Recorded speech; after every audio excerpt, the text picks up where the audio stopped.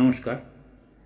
কিছুদিন আগেই আরজি করের যে একটি অত্যন্ত নির্মম, নির্লজ্জ এবং ঘৃণ্য ঘটনা ঘটে গেছে, তা নিয়েই আমার বন্ধু সমিত ঘোষের লেখা একটি প্রতিবেদন, মানবতা এক পৃথিবী, আমি পাঠ করে শোনাচ্ছি। বাবা, কেন বেরোচ্ছ? তোমার তো এখন বেড রেস্টে থাকার কথা। না রে মা, যেতে আমায় হবেই, তাতে কিছু হোক বা না হোক। বরং বরং তুই চল আমার সাথে। তোর থেকে তো মাত্র বছর তিনেকেরই বড় হবে মেয়েটা।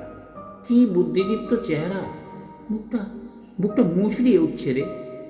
1 ঘন্টা পর রাস্তায় হাঁটছেন মলয় বাবু। 4 দিন আগেই বাইপাস সার্জারি হয়েছে ওনার। ডক্টর বাগচির কথায় এখন অন্তত দিন 15 বেড রেস্ট।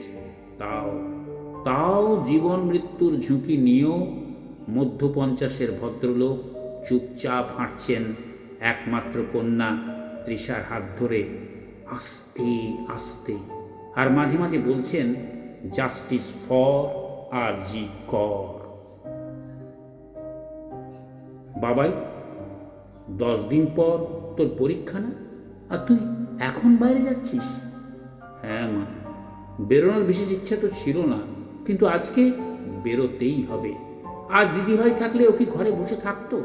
চুপ হয়ে যান অনিমা দেবী। তার ছেলে বুদ্ধ বরাবর লেখাপড়ায় ভালো আর বেশ চুপচাপ।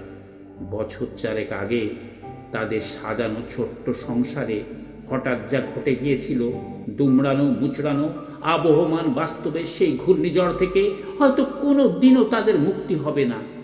আচ্ছা, সত্যি কি সেটা অ্যাক্সিডেন্ট ছিল? অনেক প্রশ্নের উত্তর ধামা চাপা দেওয়ার প্রচেষ্টা বলে আজও তারা মনে করেন।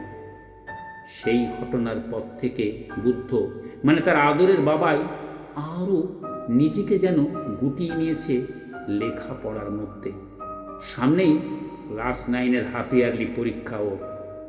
আচ্ছা, বাবলির সাথে কি মিল খুঁজে পাচ্ছে ও? প্রমাদ গণেন অনিমা দেবী। ঠিক 1 ঘন্টা পরে রাস্তায় হাঁটছে বুদ্ধ।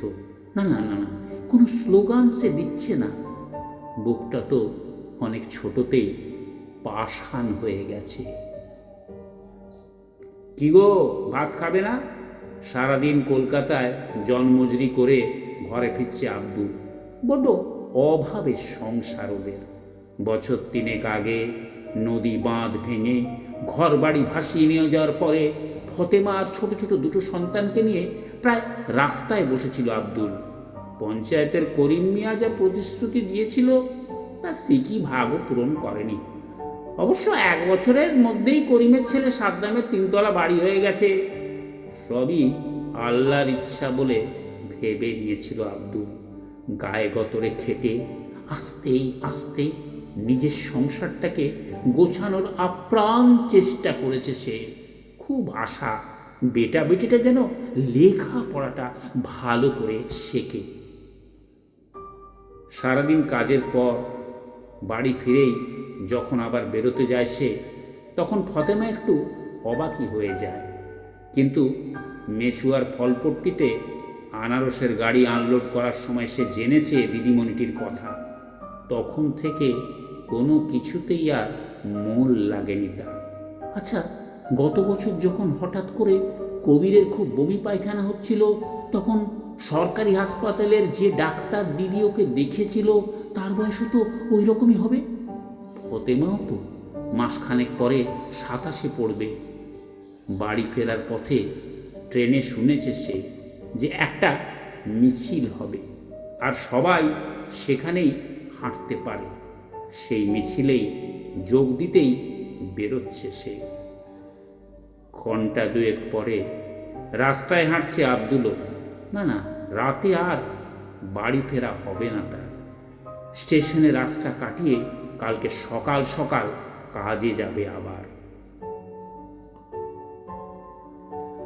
প্রায় 2 বছর পর দিন 3 আগে টালিগঞ্জের বাড়িতে এসেছে মধুচন্দ্রা। উপলক্ষ বিয়ে করা। 10 বছর ডেটিং করে একেবারে চিত হয়ে যাওয়ার প্ল্যান।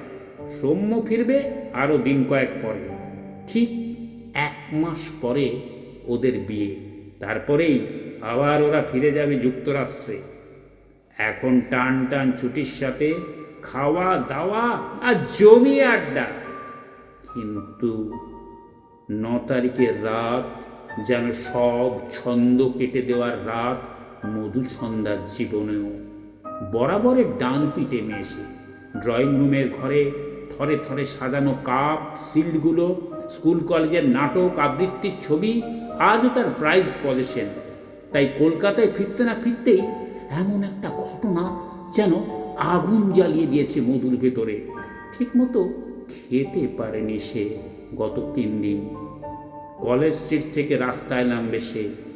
খুব ছোট থেকেই তার সব কাজে তার বাবা মাকে সাথে পেয়েছে সে।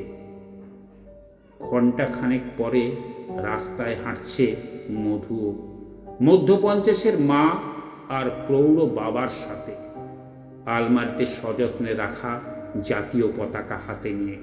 মাঝে মাঝে মিছিলের সাথে সেও গর্জে উঠছে, জাস্টিস ফর আরজি কর। কে নেই সেই মিছিলে? প্রতিবেশী রাজ্য থেকে যাদবপুরে পড়তে আসা সত্যম প্রিয়া আছে, ট্যাংরার চিনে খাবারের দোকানে কাজ করা নেপালের লামা আছে, বোবারাকের মিস্টার আর মিসেস গোমস আছেন। যেন এক পৃথিবী মানবতা নেমে এসেছে রাস্তায়।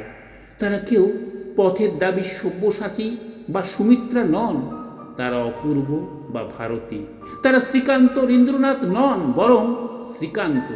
তারা অপু, তারা দুর্গা। কেউ মিনির কাবুলিওয়ালা, তো কেউ ভাতের হোটেলের ইন্দুবালা। কোনো রাজনীতি নেই তাদের আবেগে। এই পচা গলা ক্যান্সারে আক্রান্ত সমাজ ব্যবস্থায় তারা চূর্ণ। অভয়া যেন তাদের প্রত্যেকের এক অংশ। বিরাট কোনো পরিবর্তনের ন্যূনতম আশাও তাদের নেই, কিন্তু তাও তারা আওয়াজ তুলেছে, জাস্টিস ফর আরজি কর। সহ্যের ভাঁধ কি তাহলে সত্যি ভেঙেছে, নাকি কোথাও বাজছে, deep in my heart I do believe. পাশে আছি, পাশে থাকবো। আরজি কর। নমস্কার।